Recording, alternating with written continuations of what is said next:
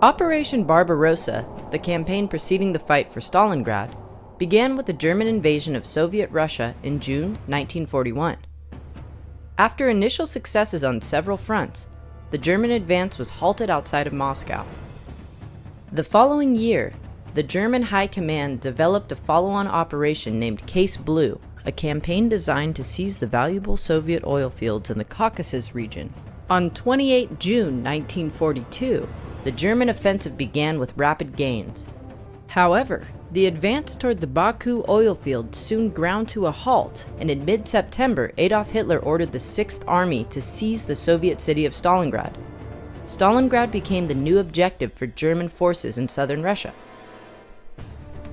In mid-September 1942, the German 6th Army, under the command of General Friedrich Paulus, began its assault on Stalingrad and the defending forces of the Soviet 62nd Army. Paulus's initial plan for capturing the city of 900,000 focused on the center and southern portions of the city. His strategy was to split the Soviet 62nd Army and isolate the battlefield by blocking boat landing areas along the Volga River. Key locations in southern Stalingrad included the village of Kuporosnya, the suburb of Minina, the Elshanka River, and the Zaritsa River. Between these rivers were the southern landing stage, the food combine, railroad station number 2, and the grain elevator. Less than 1,000 meters from the Volga, the towering grain elevator could be seen from all directions. The battle for southern Stalingrad would be fought near, along, and inside this iconic structure. It would prove to be key terrain that both the Germans and Soviets would be willing to suffer significant casualties to control. Lieutenant General Vasily Choykov assumed control of the 62nd Army 1 day before the German assault on Stalingrad began. His army was the primary force standing between the Third Reich and the city. After assuming command of the 62nd Army, Choykov immediately attempted to gain situational awareness of his command's status and dispositions. With little time to develop an initial commander's assessment of the situation, Choykov went directly to his frontline units. U.S. Army doctrine supports this technique, stating, "Commanders use their presence to gather and communicate information and knowledge." The commander's forward presence demonstrates a willingness to share danger and hardship. It also allows commanders to appraise for themselves a subordinate unit's condition, including its leaders' and soldiers' morale. Having seen the situation for himself, Choykov understood that he had taken command of a demoralized army which was severely reduced in strength. And although he would not have reliable communication with his subordinate commanders, his units all shared a detailed understanding of the terrain. This understanding proved invaluable in enabling rapid decisions to reinforce defensive positions and counterattack in a manner that maximized the use of all available combat power. Unlike Paulus, who spent most of his time outside the city, Choykov's presence at the front had a profound impact. ADP 6-0 recommends such action. Commanders use their presence to lead their forces effectively. They recognize that military operations take a toll on the moral, physical, and mental stamina of soldiers. They seek to maintain a constant understanding of the status of their forces and adjust their leadership appropriately. They gather and communicate information and knowledge about the command's purpose, goals, and status. By the time Choykov took command, the 62nd Army had been reduced to less than 54,000 soldiers, 100 tanks, and 700 mortars.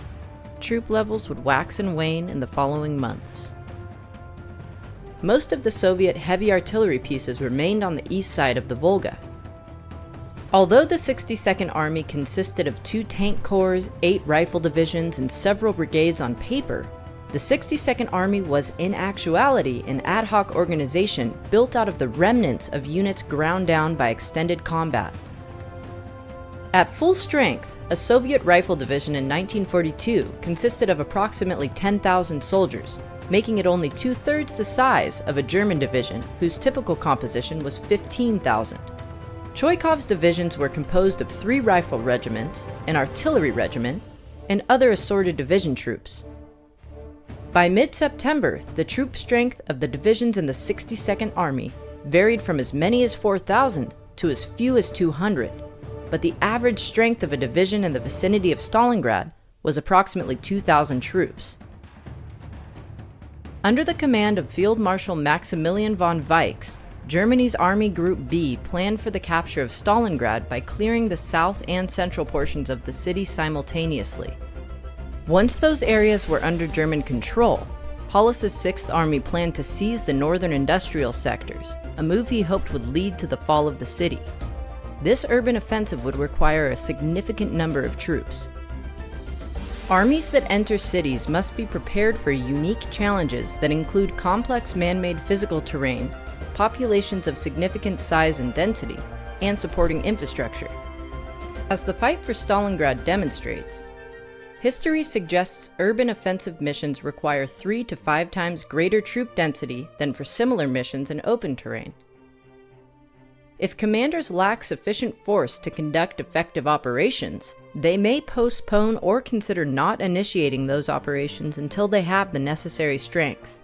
But the Germans entered Stalingrad uncertain of the Soviets' defensive troop strength in the city, and with no accurate calculation of the civilian resistance that remained in a city of 900,000 people.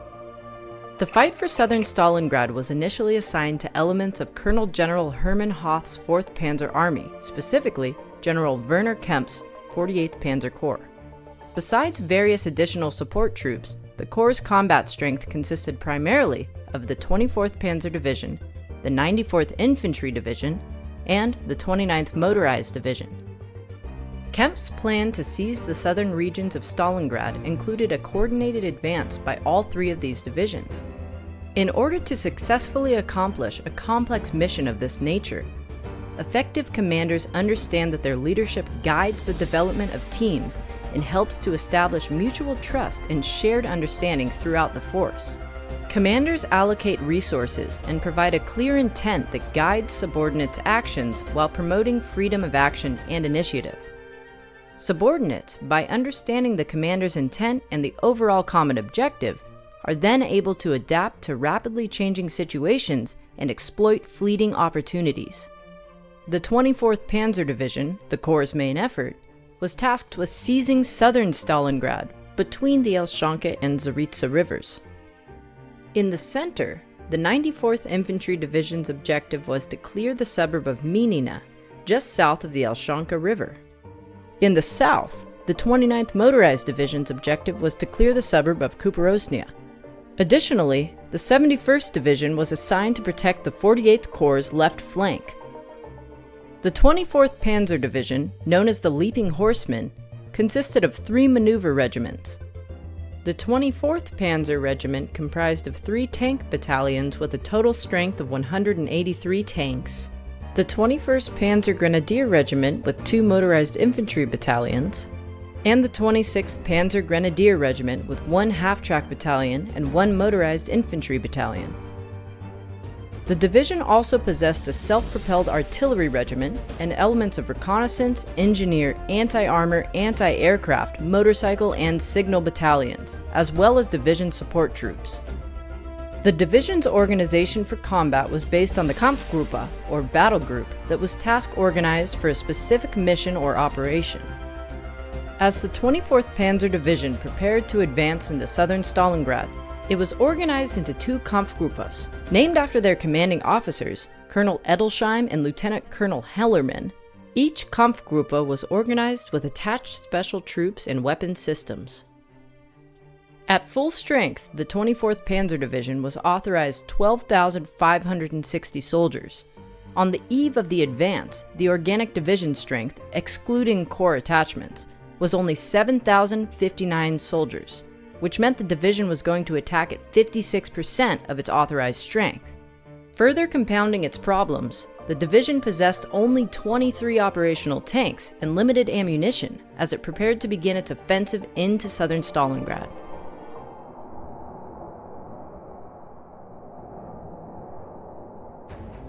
On 13 September 1942, at 0645, the Third Reich opened its assault on Stalingrad with a massive air and artillery bombardment across the city.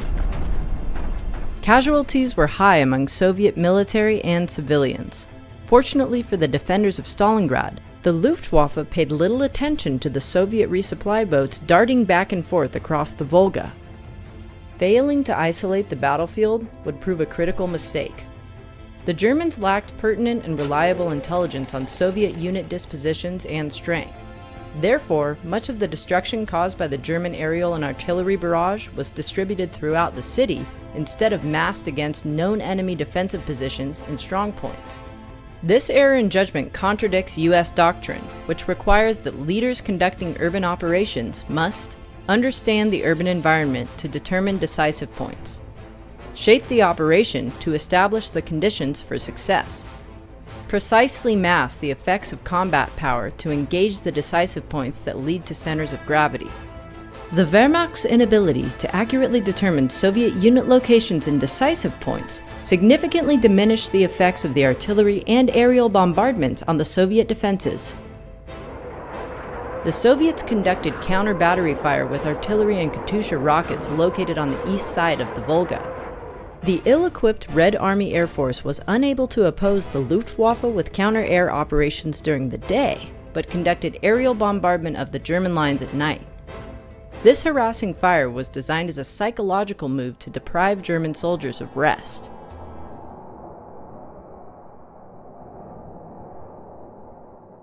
On the evening of 13 September, the 24th Panzer Division received its orders to attack the following day.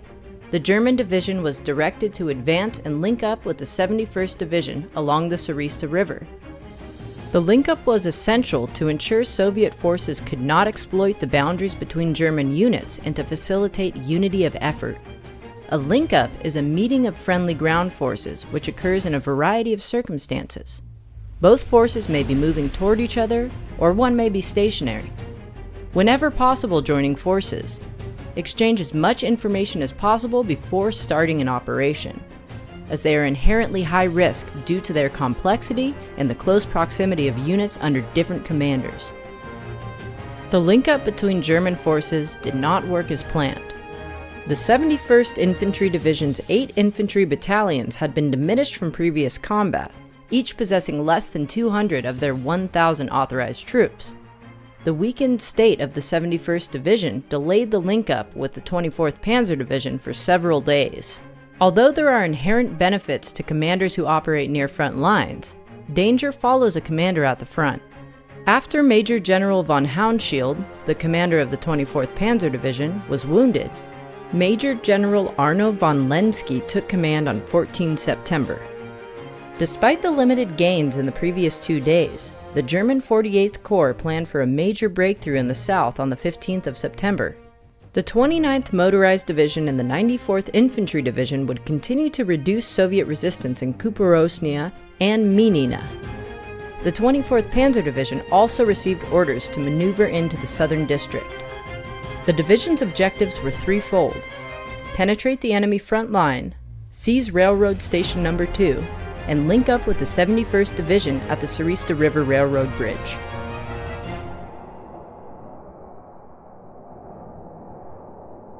As the Germans advanced through the city, their units faced risks unique to urban operations. The risk considerations included inadequate force strength, information operations, increased military casualties, unavoidable collateral damage, lack of time and loss of momentum, increased vulnerabilities, potentially destabilizing escalation. At 0330, Kampfgruppe Edelsheim attacked east through the darkness along the railroad line. Concurrently, Kampfgruppe Hellermann began clearing bypass Soviet forces to the flank and rear of Edelsheim's command. As Edelsheim advanced, German troops reduced strongpoints through the use of artillery and direct fire support.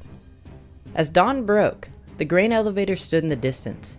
By mid-morning, Kampfgruppe Edelsheim reached the railroad junction roughly 2 kilometers west of the Volga River and turned to the north. At the railroad junction, Soviet resistance stiffened, halting the German advance. From their foxholes on both sides of the tracks, defending infantrymen fought bitterly against the Wehrmacht. As the panzer units approached these positions, the direct fire from the heavily armored tanks, or the threat of being crushed in their foxholes by the treads of the tanks, dislodged many of the Soviet soldiers. Advancing approximately 2 kilometers farther north, the lead elements of Kampfgruppe Edelsheim reached the area west of Railroad Station No. 2. As they advanced, heavy Soviet flanking fires from various positions in the workers' village and the food combine slowed their progress and caused heavy casualties. During this time, the advancing soldiers of Kampfgruppe Edelsheim bypassed the grain elevator, having failed to identify the marked advantage the seizure of the grain elevator would afford future operations in southern Stalingrad. The grain elevator provided observation of the German avenues of approach into the city, which afforded the Soviet defenders advanced warning of German movements and provided clear fields of fire for its defenders. Because of the multi-dimensional urban terrain of buildings and subterranean spaces, map reconnaissance rarely revealed key terrain in the urban environment. Only when seeing firsthand the dominant position of the grain elevator could leaders fully appreciate its importance. Looking to eliminate this Soviet advantage, a squad of German soldiers seized and held the abandoned structure, but German commanders failed to plan for the retention of this key terrain. Kampfgruppe Edelsheim's advance had caught the local Soviet commanders by surprise, but the German units failed to consolidate gains after successfully seizing the grain elevator. Lieutenant Anatoly Mereshko, a member of Choikov's staff, described the situation. The speed of the German advance in this sector shocked us. We could see what they were trying to do: isolate us from the rest of the front and disrupt the supplies being sent to our army across the river. Their panzers had broken through so fast that we almost lost the grain elevator straight away. Refusing to abandon key terrain, Senior Lieutenant Polyakov and a group of 27 soldiers from the Soviet 10th Rifle Brigade counterattacked to recapture the grain elevator. Under pressure from the Soviet counterattack, the Germans hastily abandoned the ground floor, leaving their counterparts trapped on the second floor. Polyakov's troops killed the isolated German defenders on the upper floor, thus returning the grain elevator to Soviet control. The Soviet counterattack forced the Germans to withdraw from the grain elevator and allowed Colonel Vasily P. Dubyansky, commander of the 35th Guards Rifle Division, to reinforce the defense of this key terrain.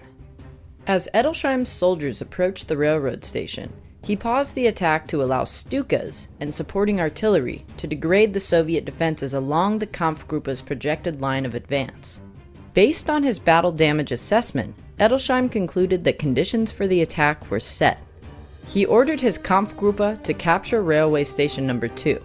Once Edelsheim established contact with the 94th Infantry Division near the Elshanka River, he left a small force behind to defend the railroad station, while the main body of the Kampfgruppe resumed its northward advance. Later that day, Lenski moved the 24th Panzer Division headquarters into the railroad station. The lead elements of Kampfgruppe Edelsheim reached the southern bank of the Zaritsa River ravine by 1615, but the 71st Infantry Division was nowhere in sight. The weakened forces of the 71st had been unable to meet the timeline for the planned link-up. Having reached the Zaritsa River, Colonel Edelsheim redirected part of his forces to move west to assist Kampfgruppe Hellermann as it cleared enemy forces from the workers' villages and the barracks complex. After battling Kampfgruppe Hellermann all day, the cut-off Soviet troops began to withdraw to areas near the Zaritsa River. Following a retreat from their forward positions, remnants of the Soviet 244th Rifle Division and the 10th Rifle Brigade continued to hold positions around the barracks complex, as well as parts of the northern workers' villages.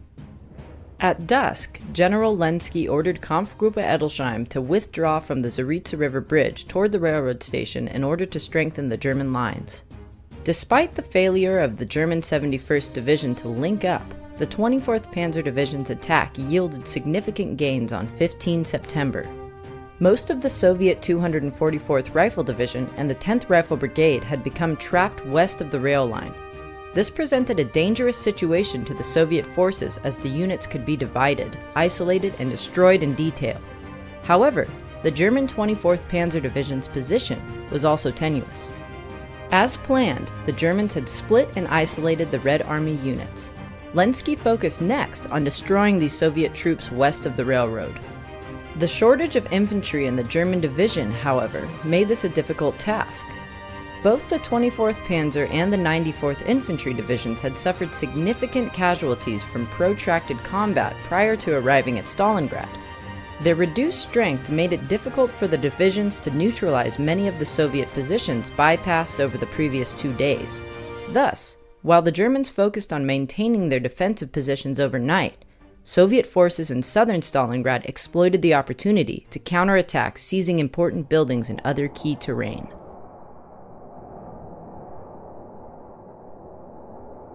The orders for the 24th Panzer Division's attack on 16 September directed that Kampfgruppe Edelsheim would attack to the north to secure a bridgehead on the northern bank of the Zaritsa River and link up with the 71st Infantry Division. Kampfgruppe Hellermann would continue to clear the areas west of the rail line to the Zaritsa River.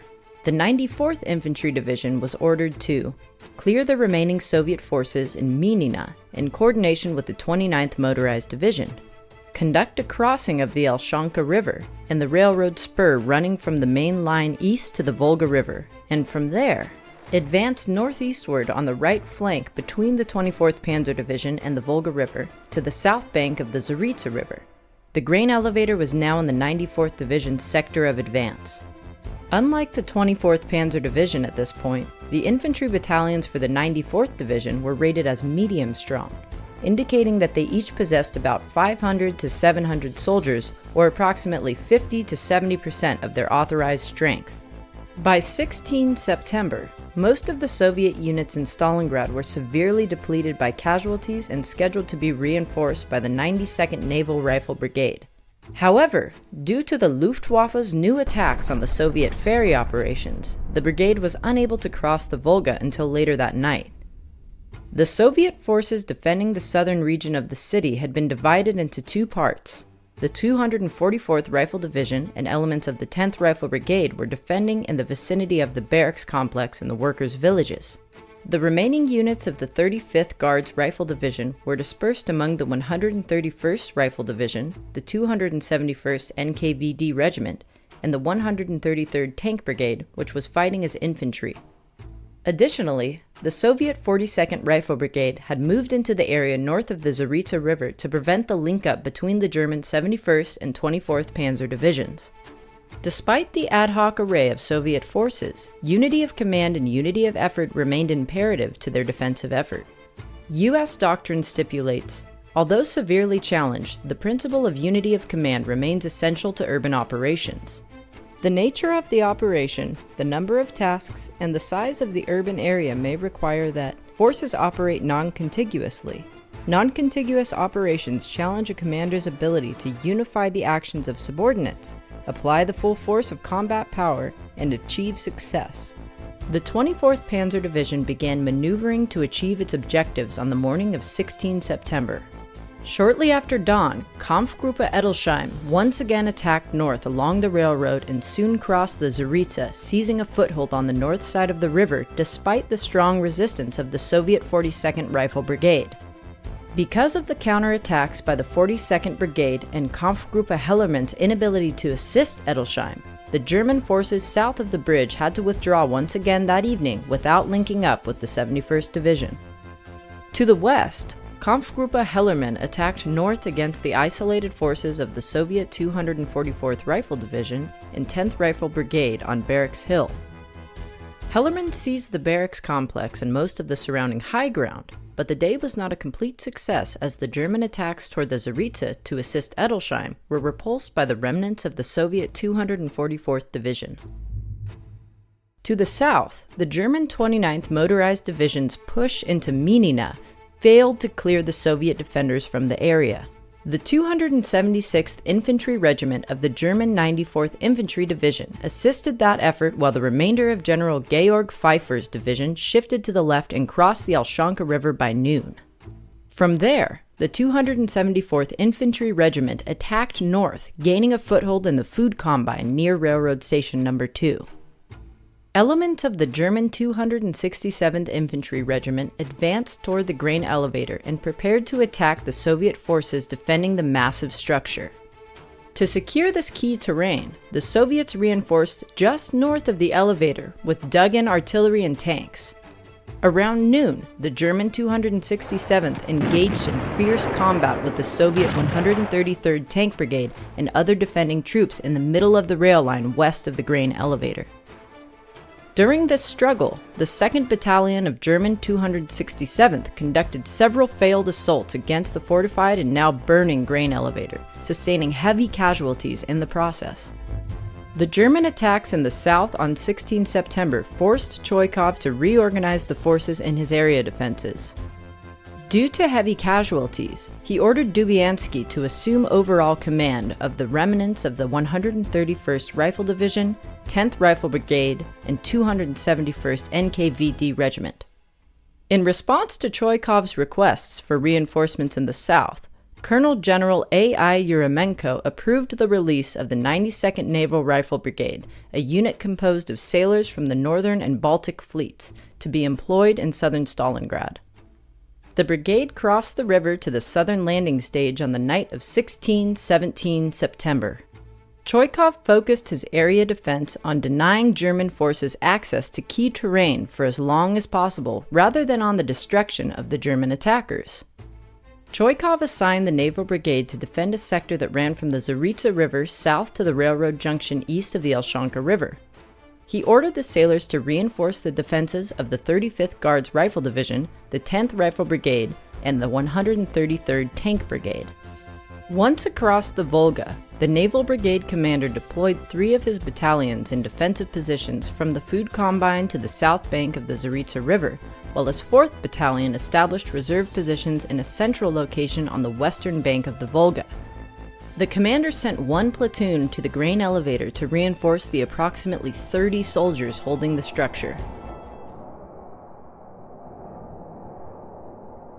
The fighting resumed early in the morning of 17 September near the Zaritsa River Railroad Bridge. Though the 24th Panzer Division had withdrawn its troops south of the river, a company from the 26th Panzer Grenadier Regiment held the bridge, still waiting for the arrival of the 71st Infantry Division. The German troops at the bridge tracked the 71st's advance by the sounds of small arms fire and the Stuka attacks as friendly forces made their way toward their location. By 11:20 that morning, the rest of Kampfgruppe Edelsheim had cleared almost all defensive forces from the workers' villages and had closed in on the Zaritsa River's south bank. This action increased its ability to retain the bridgehead. Hellermann's forces continued to advance north, and shortly after noon seized a hilly area south of the Zaritsa ravine where General Lenski ordered him to halt. At 17:55 hours, the 24th Panzer Division had finally cleared and secured the workers' villages south of the Zaritsa River and west of the main railroad line. By evening, the 2 Panzer Kampfgruppas driving to the north and the 71st Division's 211th Infantry Regiment maneuvers in the south had squeezed the Soviets' 244th Rifle Division and part of the 42nd Rifle Brigade into a small pocket on the Zaritsa ravine. All Soviet escape routes were effectively blocked. The 94th Infantry Division continued its effort to destroy the Soviet forces defending east of the main railroad line and south of the Zaritsa River. During the early morning hours, the German 276th Regiment slipped across the Elshanka River, leaving the fight for Minina to the 29th Motorized Division. The regiment then attacked to destroy the remaining Soviet defenders in the food combine. This action freed the 267th Infantry Regiment to attack Red Army forces east of the main railroad line. Facing stubborn resistance from elements of the 35th Guards Rifle Division, a battalion of German 267th Regiment maneuvered north along the railroad and linked up with elements of Kampfgruppe Edelsheim at its bridgehead on the Zaritsa River. With this push, the 24th Panzer Division and the 94th Infantry Division formed a line of contact from the Zaritsa River extending southward along the railroad to the vicinity of Railroad Station No. 2 and the food combine. The German link-up was achieved, but the success was short-lived. Elements of the partially reinforced Soviet 35th Guards Rifle Division halted the 94th's advance toward the Volga. The grain elevator stood in the way of any further advance. The 94th Division lost the ability to continue the attack and culminated. The Wehrmacht would have to redouble their efforts to seize the grain elevator. On the morning of 17 September, elements of the 267th Regiment conducted at least one failed attack to destroy or dislodge the defenders in and around the grain elevator. Once the 267th continued farther north, the German 274th Infantry assumed the mission, attempting at least 4 additional attacks on the grain elevator. All were defeated, inflicting heavy German losses. Between each assault, German commanders paused to reassess the optimal mix of infantry, sappers, and heavy weapons that could be deployed against the Soviet strongpoints. As the casualties mounted, Kempf, and no doubt the soldiers of the 94th Infantry Division, came to regret the 24th Panzer Division's failure to secure and maintain control of the grain elevator during its initial advance. Defending the grain elevator were troops of the Soviet 35th Guards Rifle and 10th NKVD divisions, along with reinforcements from the 92nd Naval Rifle Brigade. Despite the devastating aerial, indirect, and direct German fires unleashed against them, the Soviet defenders stubbornly held their positions. South of the Elshonka River, the German 29th Motorized Division continued its advance. Its troops, now supported by several tanks from the 14th Panzer Division, forced elements of the Soviet 35th Guards and 131st Rifle Divisions out of their positions at Lumber Factory No. 2, the Electrols power plant, and other buildings south of the Elshonka River. The survivors were able to withdraw north across the river or east toward the Volga's western bank to establish new defensive positions. By day's end, the German 29th Motorized Division continued to face several Soviet strongpoints. By nightfall on 17 September, General Paulus, head of the 6th Army, believed that he was about to complete the seizure of key objectives in South Stalingrad. Therefore, he ordered Kempf to transfer the 24th Panzer Division to 51st Corps in order to support the main effort in the next phase of the Battle of Stalingrad, the fight for the northern factory districts. Kempf did not share Paulus's confidence that the fight was nearly over. After all, the 94th Infantry Division was still focused on reducing the Soviet forces between the railroad and the Volga, while the 24th Panzer was still struggling to defeat the Soviet 244th Rifle Division trapped in a pocket along the Zaritsa River west of the city. Kempf acknowledged the order, but indicated that he would not be able to withdraw the 24th Panzer for 2 days until 19 September. By the evening of 17 September, only 50 exhausted soldiers, mostly from the 35th Guards Rifle Division, remained in the grain elevator. Morale had improved with the arrival of a platoon of naval infantrymen sent earlier that day by the 92nd Brigade commander. The sailors arrived wearing naval uniforms armed with 2 antiquated Maxim machine guns and 2 early-model Russian anti-tank rifles, which resulted in the Soviet guardsmen's mocking of the naval contingent. However, the jokes turned to adulation the following day when the sailors proved their mettle during the next round of German assaults.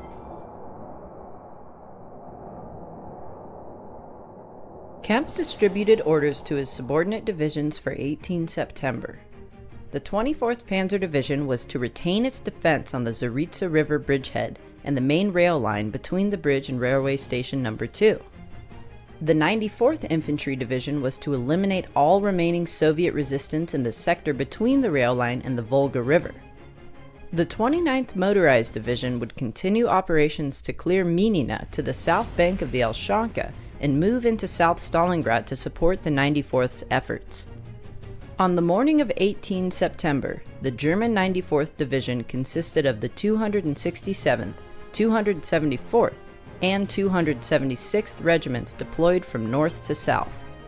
The 267th had elements in contact with Kampfgruppe Edelsheim on the left and held the sector north of the grain elevator. The center was held by the 274th, which faced the grain elevator. Meanwhile, the 276th was positioned in the food combine, but part of the sizable facility remained under Soviet control. As the division maneuvered eastward, the fighting deteriorated into a series of unsynchronized small unit attacks. The Soviets had deployed several strongpoints in the streets, buildings, and other structures east of Railroad Station No. 2, including at the grain elevator and the warehouses scattered throughout the food combine. To address the Soviet strongpoints, German officers employed combined arms teams at the lowest level, integrating units with anti-tank weapons and field artillery pieces. These weapons were employed in direct fire mode to reduce enemy fortifications.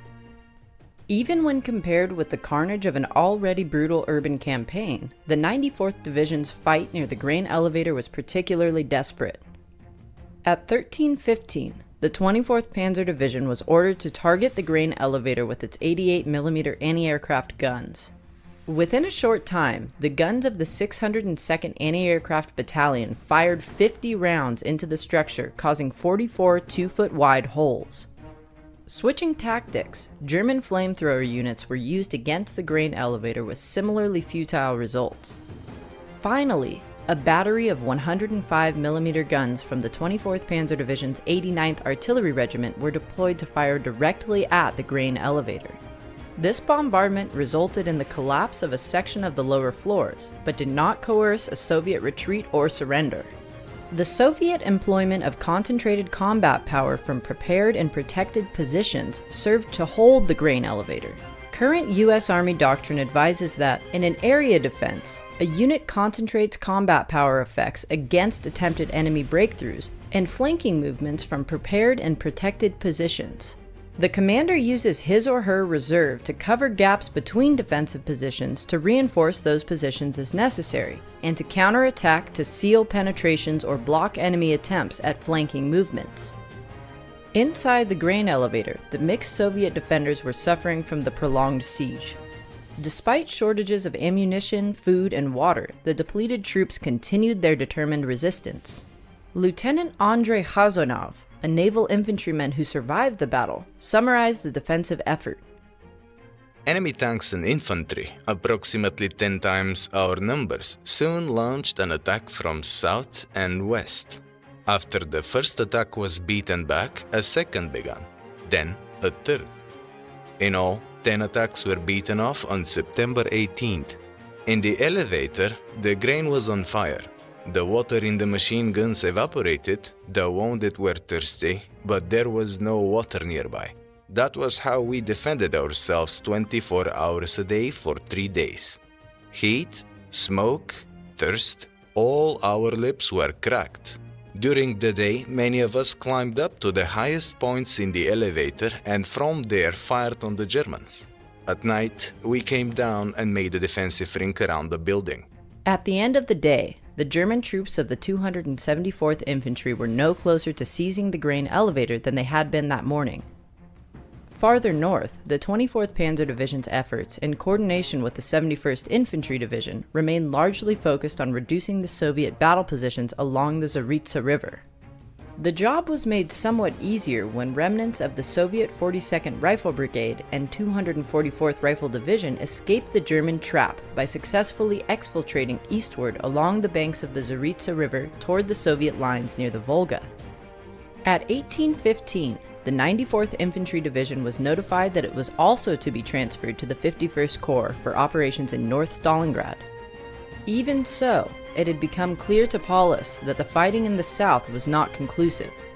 Although the 24th Panzer Division would be pulled out of the line the following morning, Pfeiffer's 94th Division would remain in the south for several more days to attempt to complete the mission there.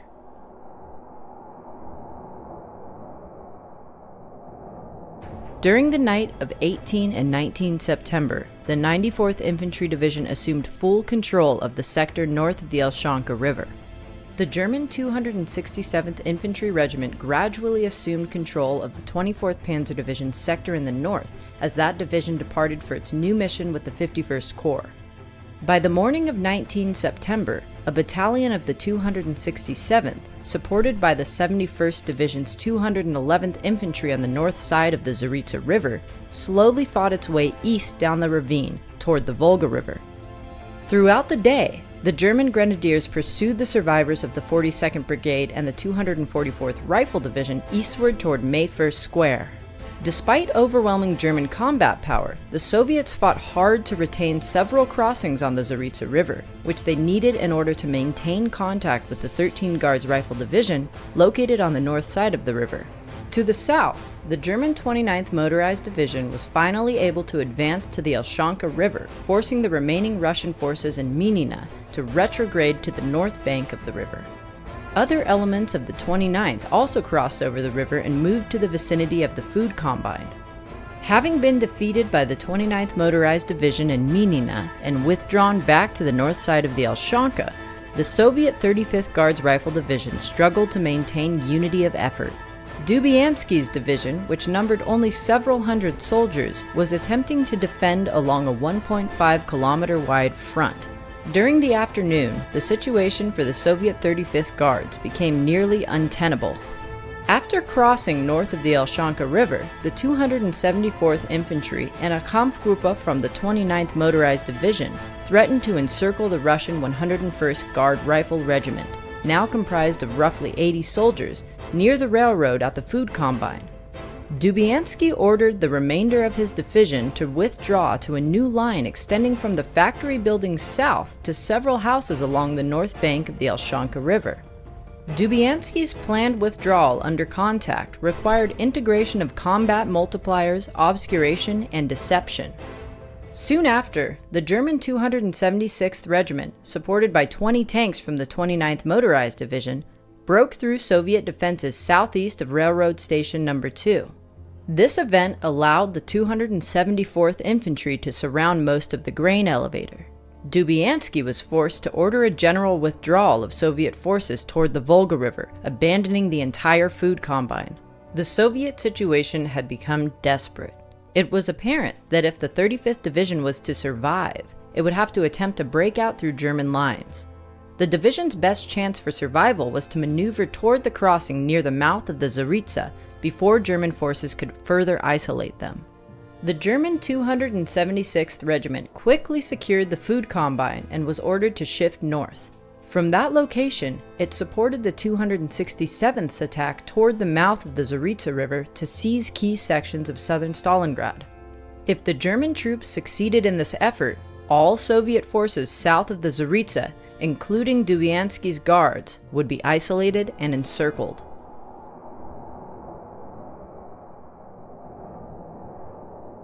By the morning of 20 September, the Soviet hold in southern Stalingrad was rapidly deteriorating. The 92nd Naval Rifle Brigade was attempting to retain several crossings over the river to keep the south connected with central Stalingrad. As part of the general retreat the day before, the 10th Rifle Brigade had been ordered to withdraw from its position near the grain elevator and establish new defensive positions protecting the southern landing stage.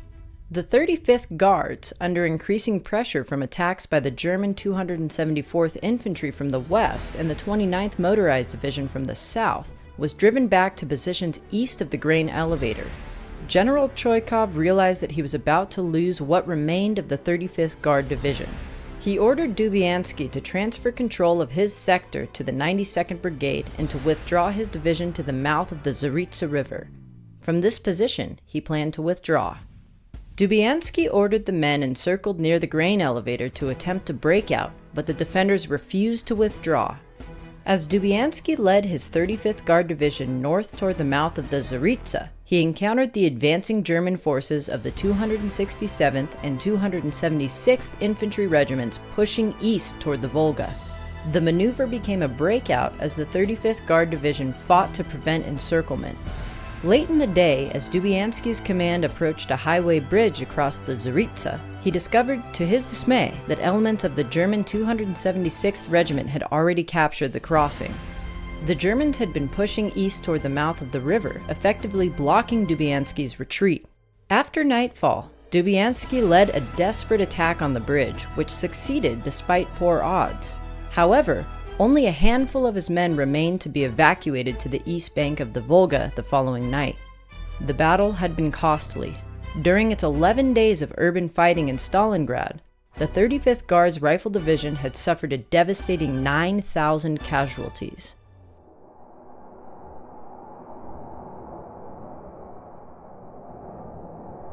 As the Soviet 35th Guards Rifle Division and its attachments withdrew north, the defenders of the grain elevator became completely surrounded by the German troops of the 274th Infantry Regiment and the 29th Motorized Division. Looking to end the impasse, the Germans made repeated requests for the Soviet soldiers to lay down their weapons and surrender. Unrelenting, the Soviet defenders dismissed the surrender demands and continued their staunch defense. In preparation for another ground assault, the German command ordered 2 days of bombardment by artillery and aerial units. Just prior to the Wehrmacht's assault, the grain elevator was again pounded by dive bombers, artillery, and mortars. The intense barrage caused large pieces of concrete to rain down in all directions. Additionally, the grain and other flammable materials were once again ignited, filling the structure with dust, fire, and smoke, making it difficult to breathe and obscuring visibility inside the grain elevator. The base of the elevator was decimated under the intense and continuous gunfire. Finally, the German commander ordered 16 tanks forward, accompanied by assault troops. The Soviet defenders held their positions throughout the intense bombardment. They attempted to disable the approaching panzers with anti-tank rifles, hand grenades, and Molotov cocktails. These weapons succeeded in damaging or destroying several German tanks, and Soviet machine gun fire repelled the German infantry as they attempted to enter the grain elevator.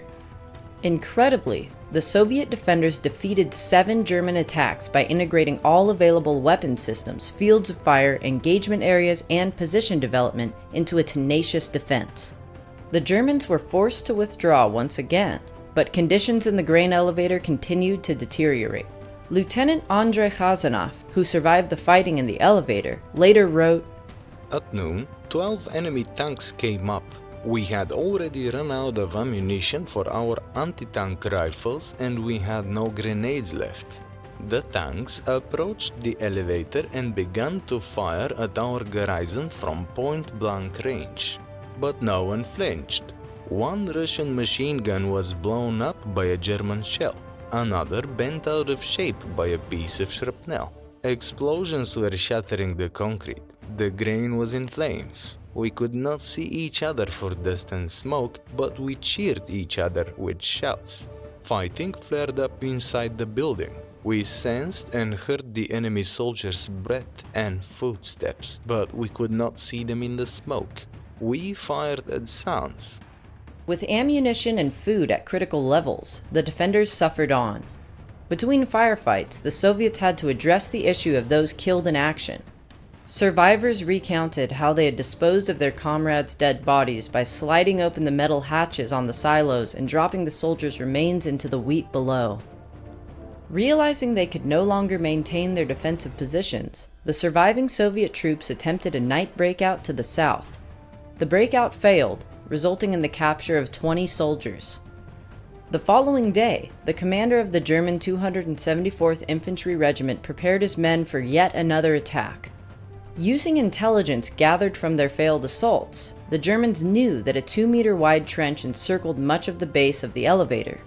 If an assault force could successfully negotiate the Soviet machine gun fire, it could gain entry into the structure through the trench. Without informing higher command or the regiment's adjacent units, the commander of the 274th planned a surprise attack at nightfall. As darkness fell, men of the 274th Infantry conducted a feint attack from the southeast of the railway station. The German feint hoped to deceive the Soviets as to the location and time of the main offensive action. The deception operation succeeded in distracting the Soviet defenders, while another assault group attacked the grain elevator from the northwest. The Germans successfully reached the trench line and then sprinted under fire to entryways. By 2000 hours, the Germans had gained a foothold in the southwestern section of the grain elevator. The Germans transitioned to room clearing throughout the tangle of steel and concrete. As the fighting intensified inside the grain elevator, the remaining Russian defenders attempted to execute another breakout to the south, but the German troops of the 29th Motorized Infantry Division had established a tight cordon about 100 meters from the southern half of the elevator. As groups of Soviet soldiers ran into the open, they quickly came under fire. The German positions were too strong, and the 29th Motorized captured another 84 Soviet prisoners, only allowing a few Soviets to escape back to friendly lines. By 0220 on the 22nd of September, the entire grain elevator was finally in German hands. While the darkness still lingered that morning, a corporal of the 274th Infantry climbed to the top floor and raised the German flag over the mammoth complex. As the sun rose that day, the Nazi swastika could be seen from great distances waving atop the grain elevator.